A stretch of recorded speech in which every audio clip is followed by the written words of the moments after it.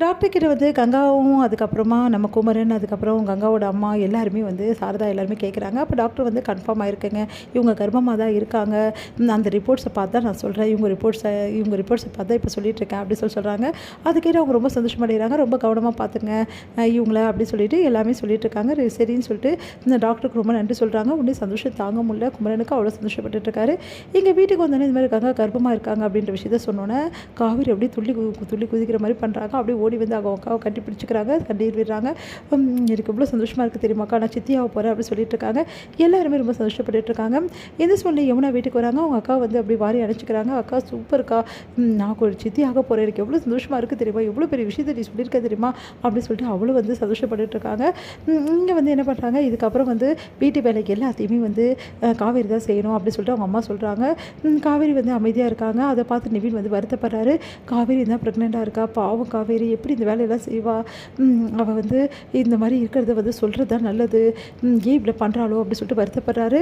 அடுத்து வந்து எல்லா பொருளையுமே வந்து காவேரி தூக்கும்போது நிவினும் வந்து ஹெல்ப் பண்ணுறாரு. இதை பார்த்துட்டு வந்து செம்மையாக டென்ஷன் ஆகிடுறாங்க.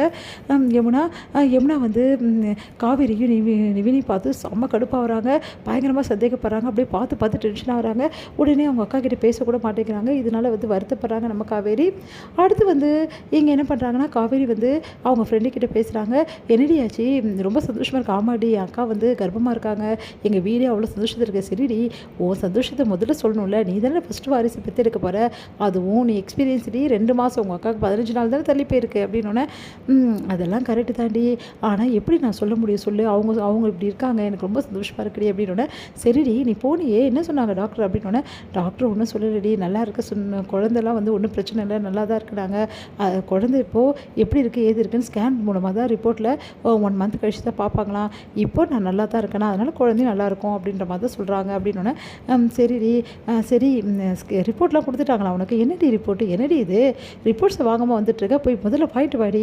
ஐயோ ஆமாடி, நான் ரிப்போர்ட்ஸே வாங்கலையே, முதல்ல அதை வாங்கிட்டு வா, அதை வாங்கிட்டு வந்தோடனே தான் நீ வந்து ஸ்கேன் எடுக்கும்போது அந்த ரிப்போர்ட்டை தான் காட்டணும், புரியுதா அப்படின்னோடனே, சரிடி நான் போய் வாங்கிட்டு வரேன் அப்படி சொல்லிட்டு காவேரி சொல்கிறாங்க.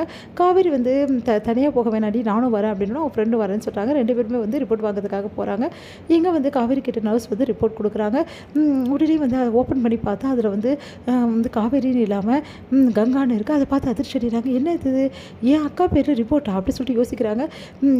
இங்கே பாருங்கள், இது ஏன் ரிப்போர்ட் இல்லை அப்படின்னோடனே, ஐயோ சாரி மேடம், உங்கள் பேர் கங்கா இல்லையா, என் பேர் கங்கா இல்லைங்க காவேரிங்க, என்னடி உன் அக்கா பேரை சொல்கிறாங்க, அதுதான் எனக்கு ஒன்றும் புரியல, இங்கே பாரு ஒன்றும் புரியலையே அப்படி சொல்லிட்டு, சரிங்க கங்கான்றது வேறு யாராவது கூட இருக்கலாம்ல, உன் அக்கா இப்படி இருப்பாங்க அப்படின்னோடனே, ஆமாம் வேறு யாராவது கூட இருக்கலாம்ல அப்படின்னு சொல்லிட்டு அந்த ரிப்போர்ட்டை கையில் கொடுக்குறாங்க.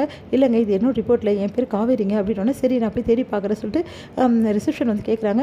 இங்கே காவேரி ஒரு ரிப்போர்ட் கொடுத்தேன், அதை நான் மேடம் கிட்ட கொடுத்துட்டேனேங்க அப்படின்னு. மேடம் கிட்ட கொடுத்தீங்களா, அதை ஏங்க அங்கே கொடுத்தீங்க, இவங்க வாங்காமல் போயிட்டாங்கங்க அப்படின்னு ஓடி போய் பார்க்குறாங்க.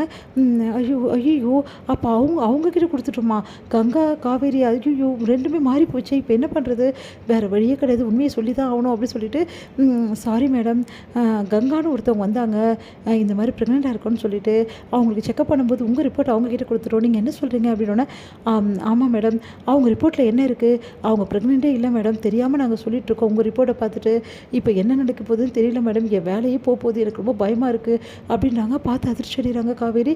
ஒரு வேளை அக்கா தான் இருப்பாலும் சரி அந்த ரிப்போர்ட்டை கொடுங்க அப்படின்னு சொல்லிட்டு வாங்கி பார்க்குறாங்க. பார்த்து பயங்கரமாக அதிர்ச்சி அடைகிறாங்க. ஏன் அக்கா வந்து கர்ப்பமாக இல்லையா அப்படின்னு சொல்லிட்டு